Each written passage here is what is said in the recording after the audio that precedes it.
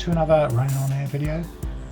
In this one I'm working on a track for a record label submission.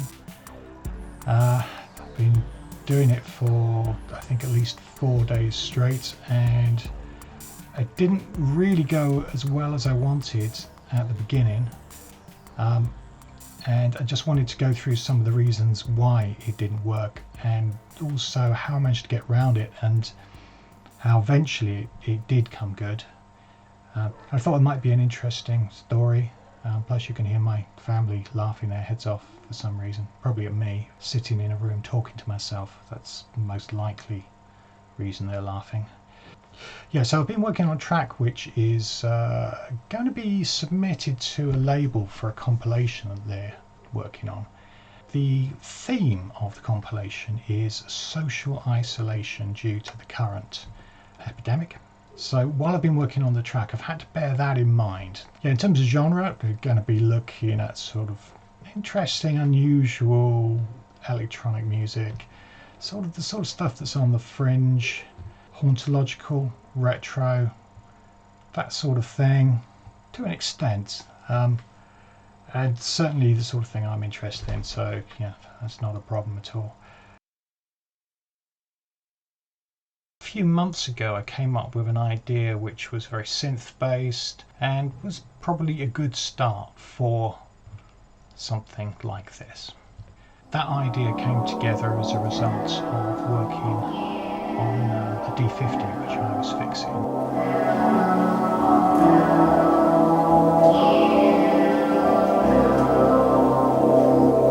So really it was a matter of just visiting that.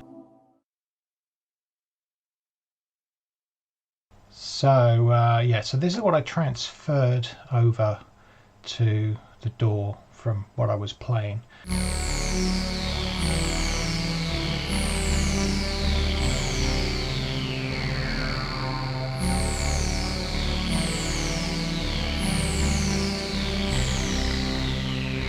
It's quite a big tune. You can change the velocity on things to make it a little bit.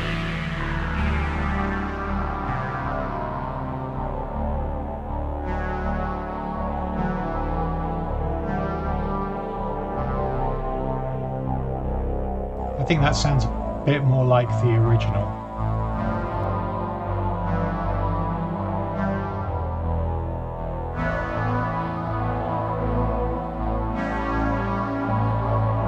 So the only thing with it is that it's quite rich, it's quite full, it's almost a track in its own right. So you wouldn't need to add too much in order to get it to work as a track.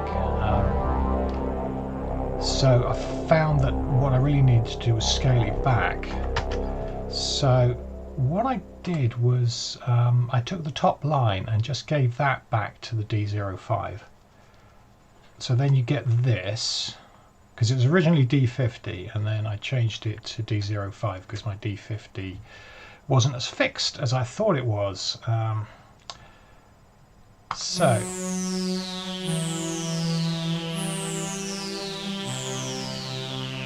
The attack is very slow, so it's quite difficult.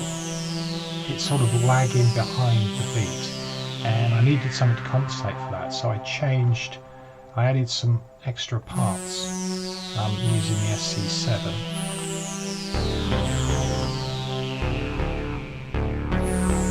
And it's the SC7 that defines really the beginning of the note, and the bass notes are better defined. It becomes more like a bass part.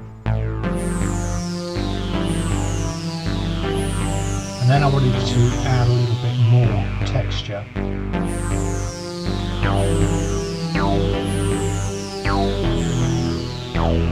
So I added Model D, which now seems to have gone out of tune.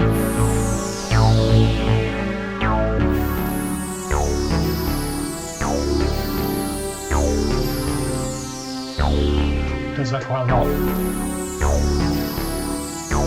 I think that'll do for the moment. Anyway, you get the idea. So I had these layers of bass line and the chords. It had the potential of going somewhere, and certainly that was the idea. So let's see what the next iteration brought us.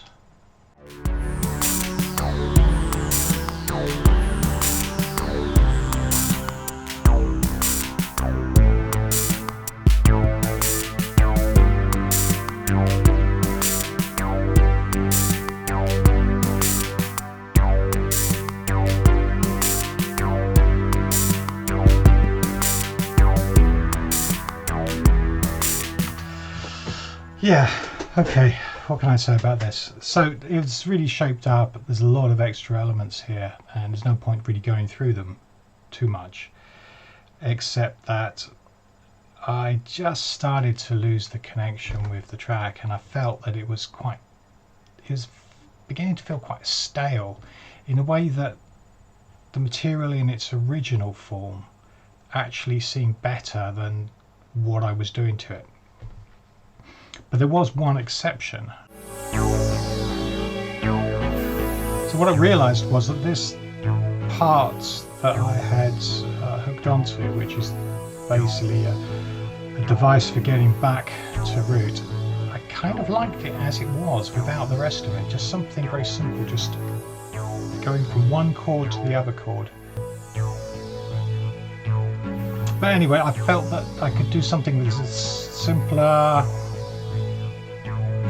and I liked this sound more than I did the rest of the track. So I made the bold decision to pretty much scrap everything. Sometimes you just need to give up on it and start again. Bearing in mind, of course, I've got this deadline, which was last Friday. So yeah, it didn't give me much time to sort of reorder things. But in a way, a lot of the elements were already there, so that really helped.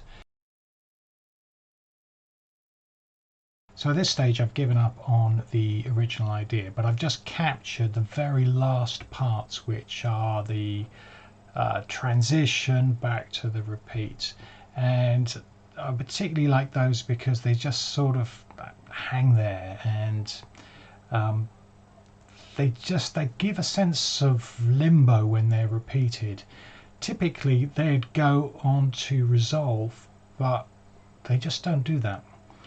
Just bouncing back and forth between one chord and another chord, and I've found that very effective.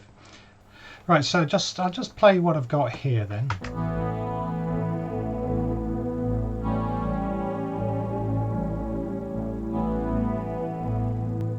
Right, now at that stage then obviously I need to do more with it, so my approach at that time, particularly for something looping like this, is to go to the keyboard and work with the keyboard and then improvise until you find something that you can add. It's difficult to know what you're going to come up with, whether it's going to be a full lead line, be some kind of string part. I mean, bearing in mind we've already got some pads there, it can be anything. So I spent some time improvising. And as I've had the SC7 back for a while, one of the sounds that I particularly liked was the vibraphone.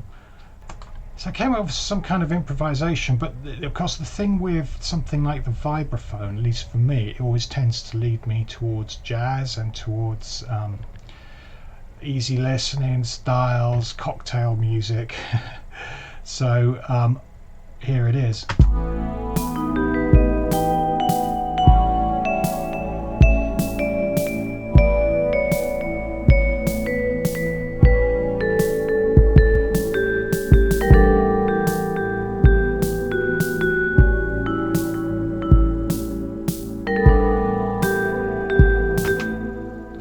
So in terms of the harmony of the piece, then we're really looking at a, let's see if I can, it's actually plugged. Okay, so I'm going to have a quick look at the harmony on this one, because it should be really simple, but there are some interesting things. So the two chords which the track is based on are transition chords from the first track, and the function of them was to get the piece to loop back to the beginning. So establish a dominant 7th stroke 9th, which then takes you back to the beginning of the piece. Because I've removed the rest of the track, then you have this dominant 7th stroke 9th chord, which doesn't go anywhere. So is it the dominant function doesn't really exist anymore? And yet I have noticed that there is a sense of resolution within the chord because it's been split into two.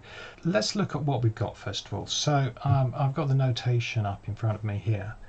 So in the bass we have the A octave, and then we, on the first part of the chord, so we can think of it as one chord or we can think of it as two chords. Well, let's think of it as one chord first of all. So as one chord we have the A, the 5th and the 9th. That 9th in traditional harmony would probably want to be resolved downwards to make an octave, but in this piece it isn't. It stays where it is. And in my mind, I'm very happy that it's there. It's fine. It doesn't need to go anywhere. That sounds stable to me. So that's one part of the chord, and the other part of the chord is with the 7th and with the 3rd. So we have a G and a C sharp over the A, so the 7th and 3rd. Put together, then you have 9th chord. And within the context of the original piece, it's a dominant 9th because it wants to go back to the root, which was D. Now what's happened in this piece is because I've taken away the rest of the track, there is no reference to D here. And in actual fact you can see that in the melody, because the melody makes its way down to either E or A. So the root has become A, whereas in the original piece it was D. So that's an interesting transformation. Now the question is, because I've split the chord, is it really one chord or two chords? Now you can analyse it as a 9th chord, but at the same time that is perfectly fine on its own. It doesn't need anything else, and in many ways so is that. That's less stable because of that relationship, that diminished fifth relationship. But it's a well-known sound. So in actual fact what happens is, because it never goes anywhere else, that's more unstable than that. So you get a continuous feeling of resolution from here to here, which is not a traditional cadence in any way, but it does at least give you that sense of tension and release, which goes back and forth throughout the entire piece. So that's the basic harmony. Okay, so in the melody then, the thing that's interesting here was adding this note. Now it's been, in the notation it's come out as an E flat, but in actual fact it's more of a D sharp. Within the key of A, it makes more sense to think of it as a D sharp because you've already got an E. So to have an E flat wouldn't make any sense. But what it does do is that because the majority of the track actually has a D natural, just throwing that D sharp in adds additional colour and spice to it, and also undermines the harmony. It makes it feel like something isn't quite right, and that's part of the feel I wanted to get for the piece. And likewise, when the melody comes down again, we have this type thing. It sounds a bit like Sati actually when you do it there,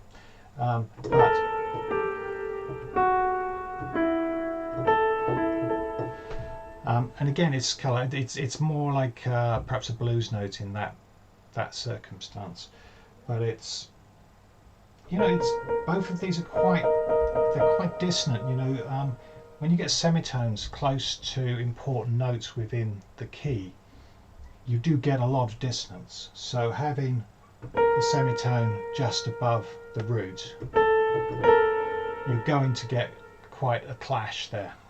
And similarly, having a semitone right by the fifth, you get a bit of a clash.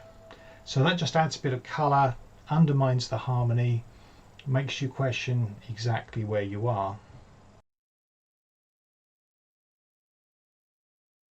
So that pretty much deals with the tune. The only other thing about it is that while the vibraphone was good, I also tried it on the piano, and so let me just quickly play a bit of that.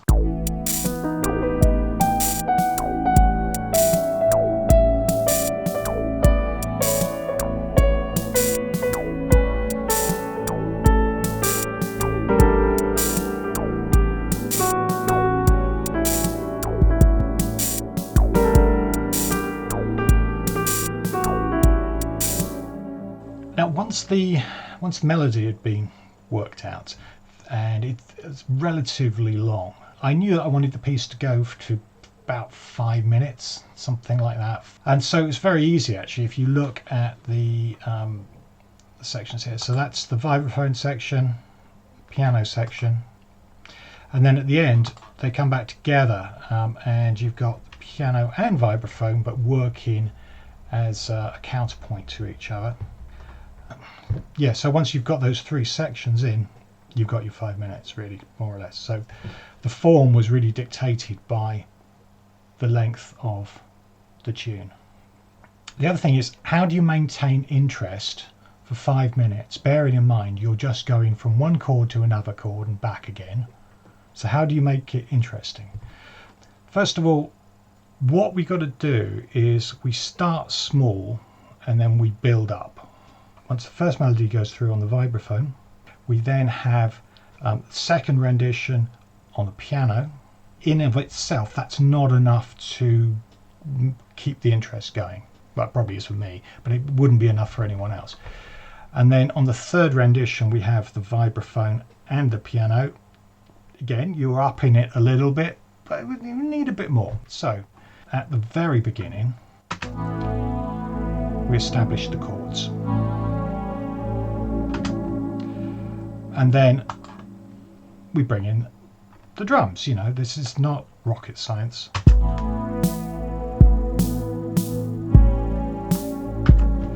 And then we have the first rendition of the melody on the vibraphone.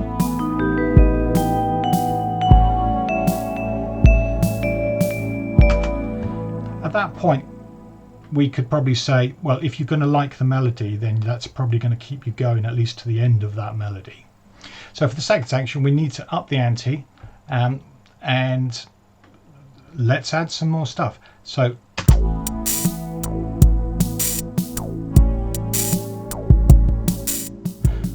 we have, obviously it's piano, but we also have the hi-hat on the drums, and we've got some additional bass which is coming from one of the other synthesizers. In this case it's the Model D.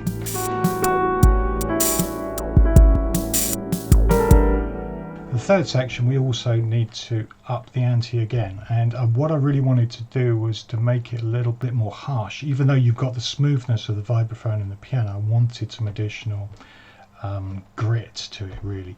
So I actually added 2 extra synth bass lines to do exactly the same as the previous bass lines, but what I did is I removed the very first bass line. So now you actually have 3 analog synth bass lines, and then you pan them center, left and right, and then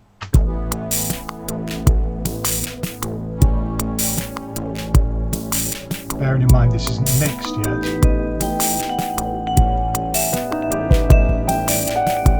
and we've got some additional drum parts. We have the clap and also the rim, so you get the full thing at this stage.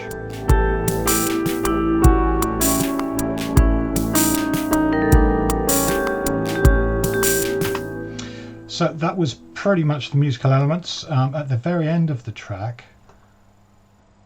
Now when I come over to this version, you can see it looks very different from the way it was before.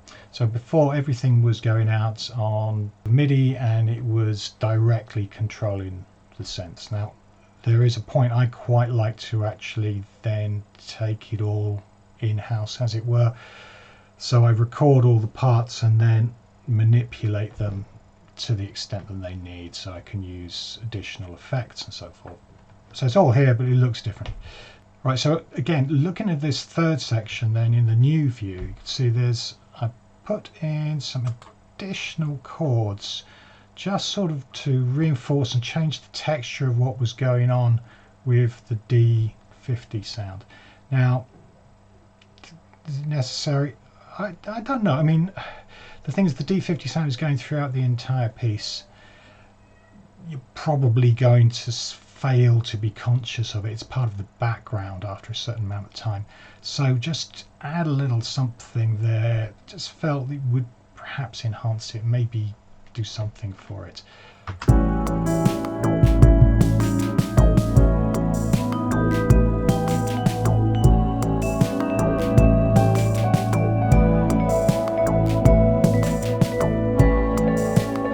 Fairly subtle ethereal sound just to add in. That's that sort of choral sound. Plenty of reverb, obviously.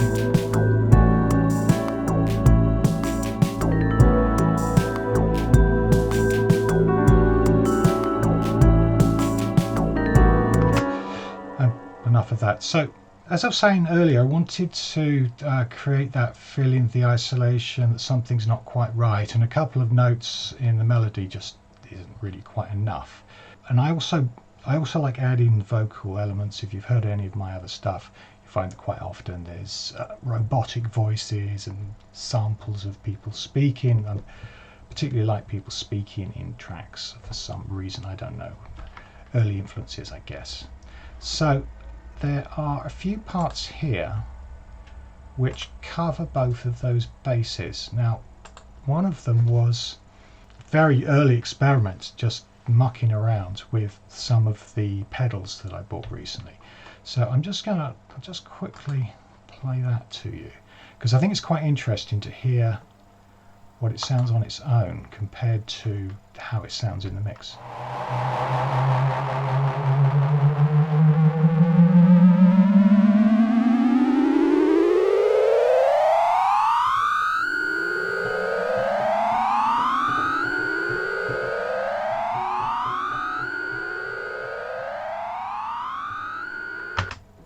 This is the weirdest thing with music, and I find this happens to me all the time, is that you work on something and you're doing it randomly without any plan at all, and you suddenly find that it all matches up. It's strange. You have this random sound effect which takes off and it reaches a top note which happens to be F sharp, which is part of the melody, quite one of the stronger notes in the melody, in the key.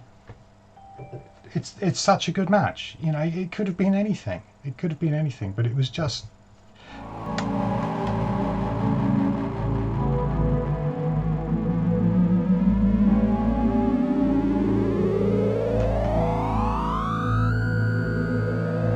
Tuesday, 11:21 a.m.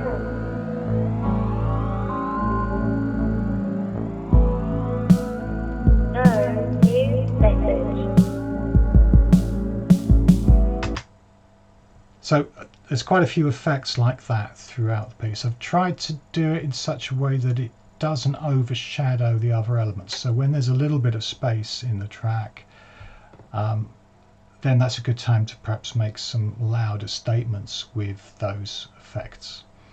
The other thing that you would have heard in that sequence is the answer phone voice. What I would particularly like, because I was on a deadline when I was doing this, and I was just looking for material to use. I just happened to be checking the answer machine, and what I particularly like is when I was turning the answer machine on and off, it would always tell you the time and date that you were doing that. I could just then quickly grab that. And because I was working on it on a schedule, and I had about 4 days to go, then while I was working on the piece, I'd go downstairs, quickly record the answer machine, and then just chuck it into the next available slot for an answer machine date. And it wasn't until the very last day, when the piece had to be handed in, that I had all of the recordings I needed. And that's why the Friday is actually the last one that got recorded, and that was the day that the track needed to be in. So again, another handy, useful coincidence, perhaps, or maybe a bit of planning there. Yeah, so you've got the strange effects, you've got the unusual notes, plus the recorded message, and all of that just to give it a sense of this isn't quite right. And yeah, I was kind of pleased with the result. I'm really happy with how it's turned out, and I think it's definitely one that I would add to the next album that I'm going to be doing. And the track title, Cocktail Hour, what else could it be really? It's got to be Cocktail Hour. That sense, you're not getting any messages, you're sitting around, you don't have anything to do. Well, like a lot of people, you can always drink. Well, I'm trying to avoid that. I'm going to be writing music instead, but that's what that's about anyway. I think I've covered everything I can, everything that I really wanted to share about that piece, and hopefully it'll give you some ideas for your own tracks. Yeah, so if you've got some suggestions, then yeah, please leave them in the comments, and any thoughts about the piece as well, whether it works for you, or even if it doesn't, I don't really mind. You know, we all listen to music in different ways and get different things from it, so it's not a big deal if someone doesn't like it. So hopefully you got something from that, and if you did, then please leave a like. It really does help the channel and myself. If you'd like to see more stuff, then please consider subscribing. So that's it. Goodbye, and thanks for watching.